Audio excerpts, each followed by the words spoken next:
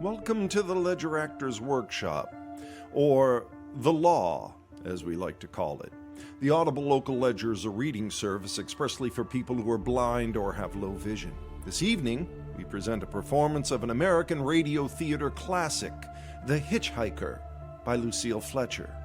The Hitchhiker is a radio play written by Lucille Fletcher. It was first presented on the November 17, 1941 broadcast of the Orson Welles Show on CBS Radio, featuring a score written and conducted by Bernard Herrmann, Fletcher's first husband. Welles performed The Hitchhiker 4 times on radio, and the play was adapted for a notable 1960 episode of the television series The Twilight Zone. Immediately after their marriage in October 1939, Lucille Fletcher and Bernard Herrmann left New York for Hollywood, where Herrmann was to begin work on the score of Orson Welles' first feature film, Citizen Kane. They traveled cross-country several times by air and by train, but their most memorable trip was made in 1940 with Herrmann driving their Packard convertible. Fletcher saw an odd-looking man first on the Brooklyn Bridge and then on the Pulaski Skyway. We never saw him again. However, I didn't quite know what to do with the idea until a year later when I conceived the idea of doing it as a ghost story. Rod Serling adapted The Hitchhiker for the first season of his television anthology series, The Twilight Zone, for an episode that was originally broadcast on January 22nd of 1960. Serling's version mostly kept to the radio show plot with a few exceptions, most notably changing the driver to a young woman named Nan Adams, portrayed by Inger Stevens, and moving an important plot point at the beginning of the story from the Brooklyn Bridge to a dusty road in rural Pennsylvania. We hope you'll enjoy tonight's laying down of the law. Now, lean in and listen up as we present The Hitchhiker.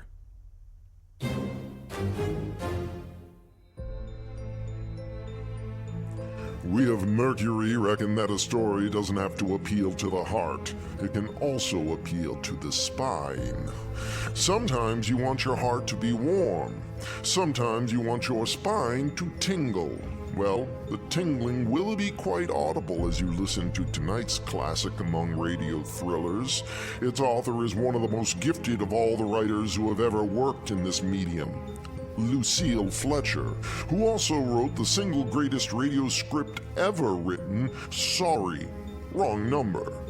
The title of this, her terrifying little tale of gruel for this evening, is another spine tingler by name, The Hitchhiker.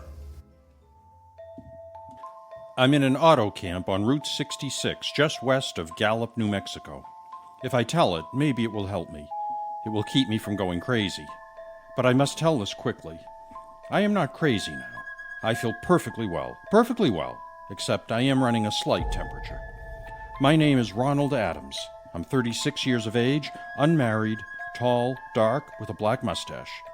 I drive a 1940 Ford V8, license number 6V7989. I was born in Brooklyn. All this I know. I know I'm at this moment perfectly sane, that it is not me that's gone mad, but something else, something utterly beyond my control. But I must speak quickly. At any moment, the link with life may break. This may be the last thing I ever tell on earth, the last night I ever see the stars. 6 days ago, I left Brooklyn to drive to California. Goodbye, son. Good luck to you, my boy. Goodbye, Mother. Here, give me a kiss and then I'll go. I'll come out with you to the car. Oh, it's raining. Stay here at the door. Hey, what's this? Tears? Oh, it's just the trip, Ronald. I wish you weren't driving. Oh, Mother, there you go again. People do it every day. I know. But you'll be careful, won't you? Promise me you'll be extra careful. Don't fall asleep or drive fast or pick up any strangers on the road. Strangers? Don't you worry. There isn't anything going to happen. It's just 8 days of perfectly simple driving on smooth, decent, civilized roads with a hot dog or a hamburger stand every 10 miles. I was in excellent spirits. Drive ahead, even the loneliness seemed like a lark. But I reckoned without him. Crossing Brooklyn Bridge that morning in the rain, I saw a man leaning against the cables. He seemed to be waiting for a lift. There were spots of fresh rain on his shoulders. He was carrying a cheap overnight bag in one hand. He was thin, nondescript, with a cap pulled down over his eyes. He stepped off the walk, and if I hadn't swerved, I'd have hit him. I almost did hit him. Now, I would have forgotten him completely, except that just an hour later, while crossing the Pulaski Skyway over the Jersey Flats, I saw him again. At least he looked like the same person. He was standing now with one thumb pointing west. I couldn't figure out how he'd got there, but I thought maybe one of those fast trucks had picked him up, beaten me to the Skyway, and let him off. I didn't stop for him. Then, late that night, I saw him again. It was on the new Pennsylvania Turnpike between Harrisburg and Pittsburgh. It's 265 miles long with a very high speed limit. I was just slowing down for one of the tunnels when I saw him standing under an arc light by the side of the road. I could see him quite distinctly. The bag, the cap, even the spots of fresh rain spattered over his shoulders. He hailed me this time. Hello! Hello! I stepped on the gas like a shot. It's lonely country through the Alleghenies, and I had no intention of stopping. Besides, the coincidences, or whatever it was, gave me the willies. I stopped at the next gas station. Yes, sir.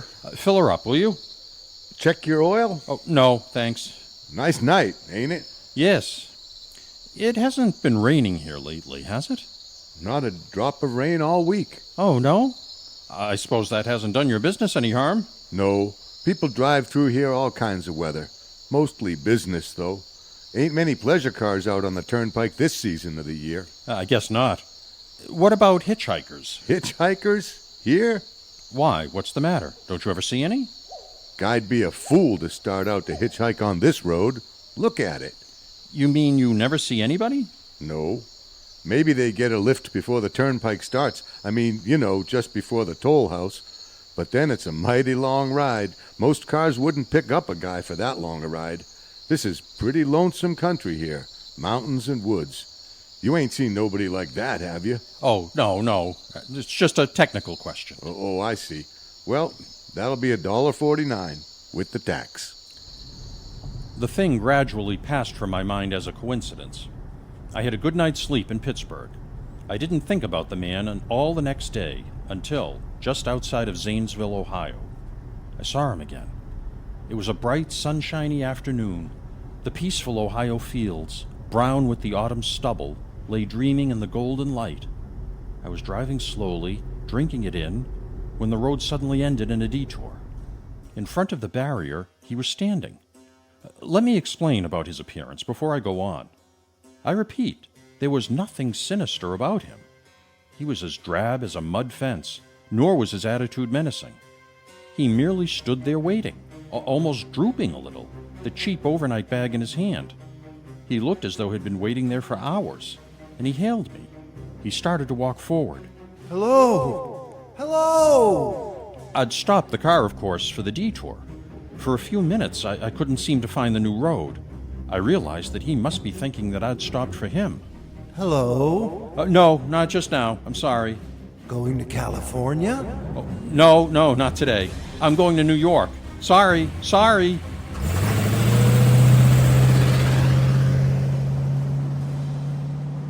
After I got the car back on the road again, I felt like a fool.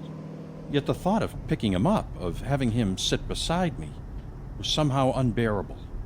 Yet at the same time, I felt more than ever unspeakably alone. Hour after hour went by. The fields, the towns ticked off one by one. The lights changed.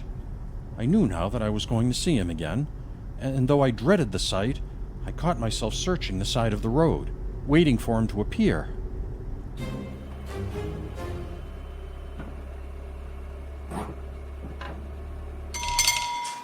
Yeah, what is it? What you want? You sell sandwiches and pop here, don't you? Yup, we do in the daytime, but we're closed up for the night. I know, but I was wondering if you could possibly let me have a cup of coffee. Black coffee. Not at this time of night, mister. My wife's the cook and she's in bed. Well, now listen, just a minute ago there was a man standing here, right beside here, and a suspicious-looking man. I don't mean to disturb you, but you see, I was driving along when I just happened to look, and there he was. What was he doing? Nothing. You've been hitting the bottle. That's what's the matter with you. You got nothing better to do than wake decent folk out of their hard-earned sleep. Now get going. Get on. It looked as though he was going to rob you. I ain't got nothing to lose in this den. Now on your way before I call out Sheriff Pokes. I got into the car again and drove on slowly. I was beginning to hate the car. If I could have found a place to rest a little, but I was in the Ozark Mountains of Missouri now. The few resort places, they were closed. I had seen him at that roadside stand. I knew I'd see him again, maybe at the next turn of the road. I knew that when I saw him next, I'd run him down. But I didn't see him again until late the next afternoon. I'd stopped the car at a sleepy little junction just across the border into Oklahoma to let a train pass by when he appeared across the tracks. He was leaning against a telephone pole. It was a perfectly airless, dry day. The red clay of Oklahoma was baking under the southwestern sun, yet there were spots of fresh rain on his shoulders. I couldn't stand that. Without thinking, blindly I started the car across the tracks. He didn't even look up at me. He was staring at the ground. I stepped on the gas hard, veering the wheel sharply toward him. I could hear the train in the distance now, but I didn't care. Then something went wrong with the car.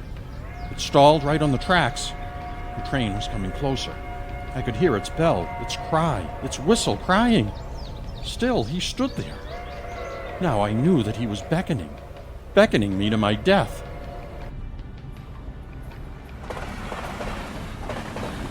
Well, I frustrated in that time. It started. It worked at last. I managed to back up, but after the train had passed, he was gone, and I was all alone in the hot, dry afternoon. After that, I knew I had to do something. I didn't know who this man was or what he wanted of me. I only knew that from now on, I mustn't let myself be alone on the road for 1 minute.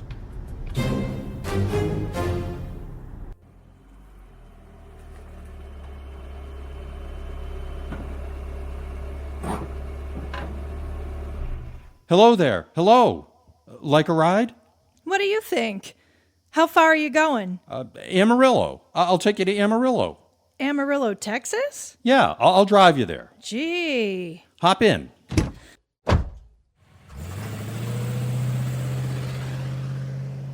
Mind if I take off my shoes? My dogs are killing me. No, go right ahead. Oh, gee, what a break this is. Swell car and a decent guy, driving all the way to Amarillo. All I've been getting so far is trucks. Hitchhike much? Sure. Only it's tough sometimes in these great open spaces to get the breaks. Yeah, I'd think it would be. But I'll bet, though, if you got a good pickup in a fast car, you could get to places faster than, well, say another person in another car. I don't get you. Well, you take me, for instance. Suppose I'm driving across the country at a nice steady clip of about 45 miles an hour. Couldn't a girl like you, just standing beside the road waiting for lifts, beat me to town after town, provided she got picked up every time in a car that was doing 65 or 70 miles an hour? I don't know. Maybe she could, maybe she couldn't. What difference does it make? Oh, no difference. It's just a crazy idea I had sitting here in the car. Oh, imagine spending your time in a swell car thinking of things like that. What would you do instead? What would I do? If I was a good-looking fellow like yourself, I'd just enjoy myself every minute of the time. I'd sit back and relax, and if I saw a good-looking girl along the side of the... Hey! Did you see him too? See who? That man, standing beside the barbed wire fence. I didn't see anybody. Right there. It was nothing, just a barbed wire fence. What'd you think you was doing trying to run into that barbed wire fence? There was a man there, I tell you. A thin gray man with an overnight bag in his hand. I was trying to run him down. Run him down? You mean kill him? Well, I'm trying to get rid of him, or at least prove that he's real. But you say you didn't see him back there. You sure? I didn't see a soul. And as far as that's concerned... Well, watch for him. Watch for him the next time, and keep watching. Keep your eyes peeled on the road. He'll turn up again. Maybe any minute now. There. Right there. No! How's this door work? I'm getting out of here. Did you see him that time? Did you see him? No, I didn't see him that time, and personally, mister, I don't expect never to see him. All I want to do is go on living, and I don't see how I will very long driving with you. Look, I'm sorry. I don't know what came over me. Please don't go. So, if you'll excuse me... Please, you can't go. Listen, how'd you like to go to California? I'll drive you all the way to California. Seeing pink elephants all the way? No thanks. Listen, please, just 1 minute. You know what I think you need, big boy? Not a girlfriend, just a good dose of sleep. There, I got it now. No, you can't go. Leave your hands off of me, did you hear? Leave your hands off me! Come back here, please. Come back. She ran from me as if I was some kind of monster. A few minutes later, I saw a passing truck pick her up, and I knew then that I was utterly alone. I was in the heart of the great Texas prairies. There wasn't a car on the road after the truck went by. I tried to figure out what to do, how to get a hold of myself. If I could find a place to rest, or even if I could sleep right here in the car. Just a few hours. Get some sleep just alongside the road. I was getting my winter overcoat out of the back seat to use as a blanket, just as a blanket. Hello? When I saw him coming toward me. Hello? Coming toward me. Emerging from the herd of moving steer. Hello? I didn't wait for him to come any closer. Hello? Maybe I should have spoken to him then. Fought it out then and there. And now he began to be everywhere. Whenever I stopped even for a minute, for gas, for oil, for a drink of pop, a cup of coffee, a sandwich, he was there. I saw him standing outside the auto camp in Amarillo that night when I dared to slow down. He was standing near the drinking fountain at a little camping spot just inside the border of New Mexico. He was waiting for me outside the Navajo reservation, where I stopped to check my tires. I saw him in Albuquerque when I bought 10 gallons of gas. I was afraid now, afraid to stop. I began to drive faster and faster. I was in lunar landscape now, the great arid mesa country of New Mexico. I drove through it with the indifference of a fly crawling over the face of the moon. And now he didn't even wait for me to stop, unless I drove at 85 miles an hour over those endless roads. He waited for me at every other mile. I could see his figure, shadowless, flitting before me, still in its same attitude over the still and lifeless ground, flitting over dried-up rivers, over broken stones cast up by old glacial upheavals, flitting in the pure and cloudless air. I was beside myself, when I finally reached Gallup, New Mexico this morning. There's an auto camp here. It's cold, almost deserted this time of year. I went inside and asked if there was a telephone. I had the feeling that if I could speak to somebody familiar, somebody that I loved, I could pull myself together. Number, please. Long distance. Thank you. This is long distance. I'd like to put a call into my home to Brooklyn, New York. I'm Ronald Adams. The number is Beechwood 9970. Thank you. What is your number? My number, it's 312. Thank you. Albuquerque? New York for Gallup. New York, Gallup, New Mexico calling Beechwood 9970. I'd read somewhere that love could banish demons. It was in the middle of the morning. I knew Mother would be home. I pictured her tall, white-haired in her crisp house dress, going about her tasks. It'd be enough, I thought, just to hear the evening calmness of her voice. Will you please deposit $3.85 for the first 3 minutes? When you have deposited $1.50, will you wait until I have collected the money? All right, deposit another $1.50. Will you please deposit the remaining 85 cents? Ready with Brooklyn. Go ahead, please. Hello? Hello, Mrs. Adams' residence? Hello, Mother? This is Mrs. Adams' residence. To whom do you wish to speak, please? Who's this? This is Mrs. Whitney. Mrs. Whitney? Why, I don't know any Mrs. Whitney. Is this Beechwood 9970? Yes? Where's my mother? Where's Mrs. Adams? Mrs. Adams is not at home. She's still in the hospital. The hospital? Yes. Who is this calling, please? Is this a member of the family? What's she in the hospital for? She's been prostrated for 5 days. A nervous breakdown. Who is this calling? Nervous breakdown? My mother doesn't have a nervous condition. Taken place since the death of her oldest son, Ronald. The death of her oldest son, Ronald? Hey, what is this? What number is this? This is Beechwood 9970. It's all been very sudden. He was killed 6 days ago in an automobile accident on the Brooklyn Bridge. Your 3 minutes are up, sir. Your 3 minutes are up, sir. Your 3 minutes are up, sir. Sir, 3 minutes are up. Your 3 minutes are up, sir. And so I'm sitting here in this deserted auto camp in Gallup, New Mexico. And so I'm trying to think. I'm trying to get a hold of myself. Otherwise I'll go crazy. Outside it is night. The vast, soulless night of New Mexico. 1,000,000 stars are in the sky. Ahead of me stretch 1,000 miles of empty mesa and mountains, prairies, desert. Somewhere among them he is waiting for me. Somewhere I shall know who he is and who I am.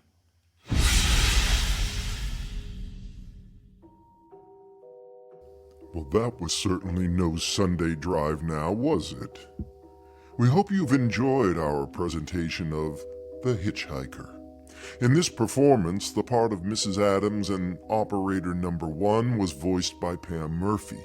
The Hitchhiker was voiced by Eric Joseph. The gas station attendant was voiced by Greg Daly. The storekeeper was voiced by Grant Baxter. The female hitchhiker was voiced by Heather Pettipaw. Mrs. Whitney in Operator Number 2 was voiced by Jennifer Love.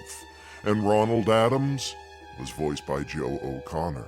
This reading was produced, directed, and sound designed by Eric Joseph. That, dear readers, is what we at the Ledger call laying down the law.